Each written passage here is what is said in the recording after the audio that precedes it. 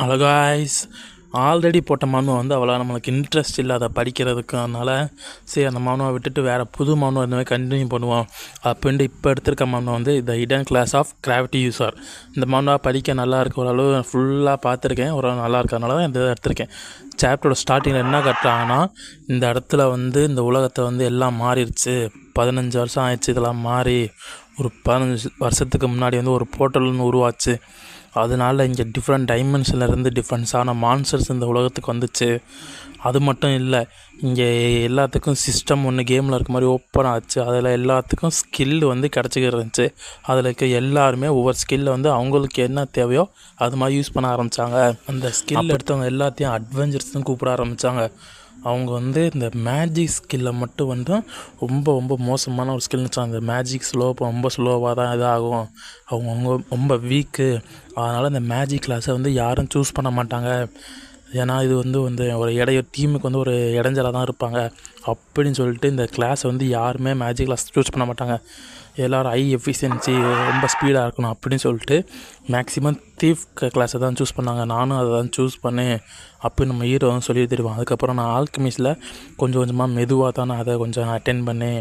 அதனால நான் அந்த ரொம்ப ஸ்ட்ராங்கஸ்ட் அட்வென்ச்சராக நான் மாறினேன்.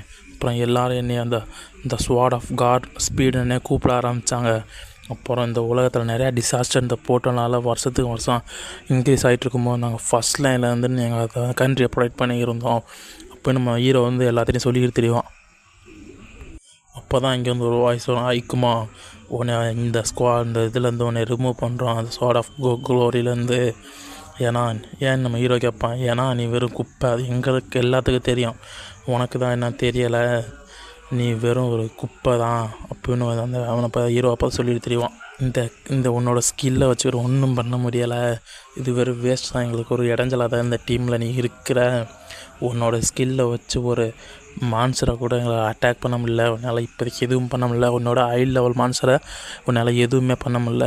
இதுவே ஒரு மேஜிஷியனாக இருந்தால் லோ லெவலாக இருந்தாலும் ஹை லெவல் மான்ஸ்டர்லாம் ஈஸியாக அடிச்சிட முடியும், உன்னால் எதுவும் பண்ண முடியாது. அப்புறம் உன்கிட்ட ஹீலிங் ஸ்கில் கூட இல்லை, எதுவுமே இல்லை, சப்போர்ட்டிங் ஸ்கில் கூட எதுவுமே இல்லை. அதனால் நீ இந்த கில்டை விட்டு போயிரு அப்படின்னு ஹீரோ அப்போ அதை சொல்லி எடுத்துருவாங்க. அப்புறம் உன்னோட ரேங்க் கிளாஸ் அட்வென்ச்சரை ரிமூவ் பண்ணுறோம், ஏன்னா இந்த ப்ரீசியஸான இந்த போர்ட்டல்ஸ்லாம் உனக்கு உன்னால் இது பண்ண வேஸ்ட்டாக பண்ணக்கூடாது அப்படின்னு நம்ம ஹீரோ சொல்லிட்டு தெரிவாங்க. ஒரு நிமிஷம் இருங்க, இந்த ஃப்ரெண்ட் லைனில் வந்து நான் வந்து ரொம்ப இது கஷ்டப்பட்டு எல்லாம் பண்ணியிருக்கேன், எனிமீஸ் எல்லாத்தையும் நான் டிஃபீட் பண்ணியிருக்கேன், என்னோட யாருமே வந்து இந்த பாய்சன் டெக்னிக்கை வந்து யூஸ் பண்ண முடியாது, அது மட்டும் இல்லை நான் ஃபயர் பவரையும் இது கற்றுக்கிட்டேன், அதுவும் என்கிட்ட இருக்குது அப்படின்னு நம்ம வந்து ஹீரோ வந்து சொல்லிக்கிட்டு தெரியுவான். என்னோட யாரும் இந்த பெஸ்ட்டு யாருமே இல்லை அப்படின்னு சொல்லும்போது, சரி ஓகே தான், அது எங்களுக்கு புரியுது அப்படின்னு சொல்லும்போது, ஆமாம் ரியலி இது ஓகே அப்படின்னு சொல்லும்போது, ஆனால் நீ எங்களுக்கு தேவையில்லை, இங்கேருந்து நீ போகலாம் அப்படின்னு நம்ம ஹீரோவை பார்த்து சொல்லுவாங்க. அது முடிஞ்சதுக்கப்புறம் ஹீரோ வந்து ரொம்ப சோகத்தில் குடிச்சிக்கிட்டு தம் அடிச்சுட்டு கடந்துக்கிட்டு இருப்பான். அப்போ தான் ஹீரோ யோசிச்சு வைப்பான், நான் வந்து மற்ற கண்ட்ரிக்கெல்லாம் போயிட்டு ஃப்ரெண்ட் லைனில் நின்று அவங்களுக்கு சண்டை போட்டேன், ஆனால் இவங்க என்னை இப்படி தூக்கி எறிஞ்சிட்டாங்களே, இந்த கில்டு கூட என்னோடய லெவல்ஸை அப்படியே அது கிளாஸை கூட அப்படியே குறைச்சிட்டாங்க ஃபுல்லாக. ஆனாலும் இப்போ வந்து நான் ரெஸ்ட்டாகவும் என்னோடய எக்யூப்மெண்ட்ஸ் வந்து நான் வச்சுருக்கேன், கொஞ்சோண்டு மணி இருக்குது, ஆனால் அந்த மணி இப்போ எனக்கு ரொம்ப பத்தாமல் போயிட்டுருக்கு, இதனால் நான் என்ன பண்ணுறேன்னு எனக்கு தெரியலை. அந்த சோடா ஃப்ளோர் இப்போ சைனா விட்டு போயிட்டாங்க, வேறு கண்ட்ரியில் போயிட்டு அங்கே ஹை லெவல் போர்ட்டல்ஸை வந்து வின் பண்ணிட்டாங்க. அதை வந்து நியூஸில் செல்லில் பார்த்துக்கிட்டு தெரியும். அப்போ தான் வந்துக்கிட்டு அந்த செல்லில் சில நோட்டிஃபிகேஷன்லாம் வரும், எங்கே நம்ம ஹீரோ அப்படின்னு கேட்கும்போது அப்போ ஒரு இன்னொரு மெசேஜ் வரும், அந்த போயிட்டானா உங்களுக்கு இடைஞ்சலாக இருக்கிற நீங்கள் அனுப்பிட்டீங்களா, அதை பார்த்த அப்புறம் செல்லை தூக்கி விட்டு எறிவான் நம்ம ஹீரோ வந்து.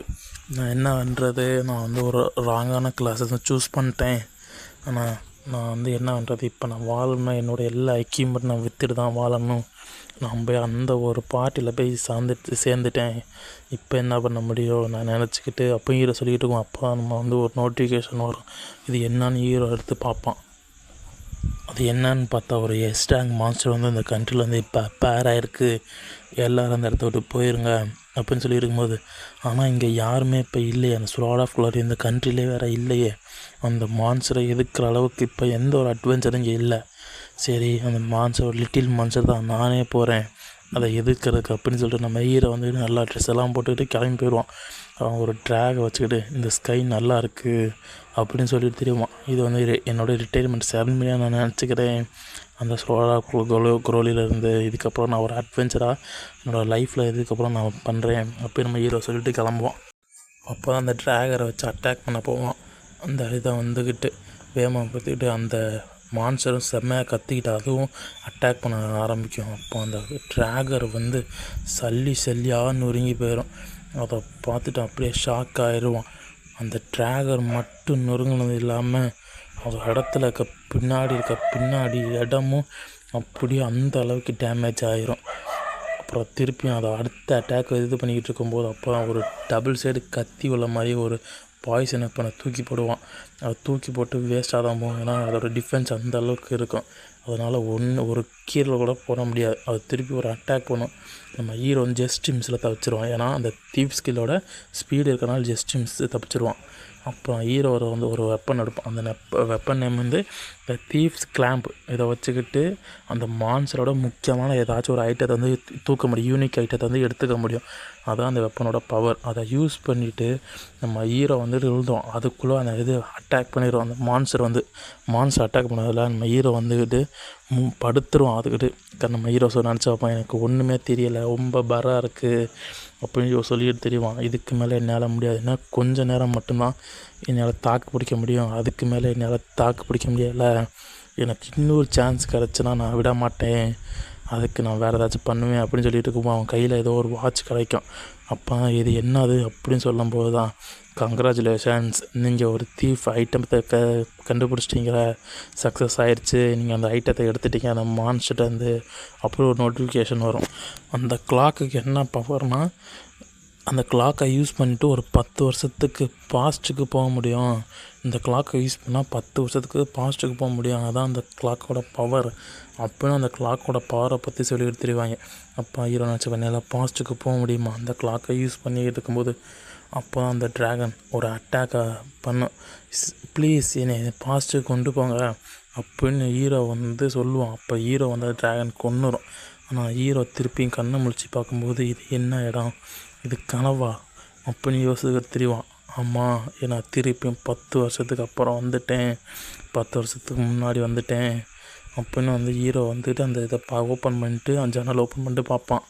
அப்போ ரொம்ப சந்தோஷப்பட்டுக்கிட்டு தெரியுமா, நான் 10 வருஷத்துக்கு ரியலி முன்னாடி வந்துட்டேனா அப்படின்னு ஹீரோ வந்து ரொம்ப சந்தோஷப்பட்டுக்கிட்டு தெரியுவான். ஓகே மக்களே, இந்த வீடியோ உங்களுக்கு பிடிச்சிருந்துச்சுன்னா மறக்காமல் கமெண்ட் பண்ணுங்கள். இது எப்படி இருக்குன்னு மறக்காமல் வந்துட்டு கமெண்டில் வந்து சொல்லிடுங்க மக்களே.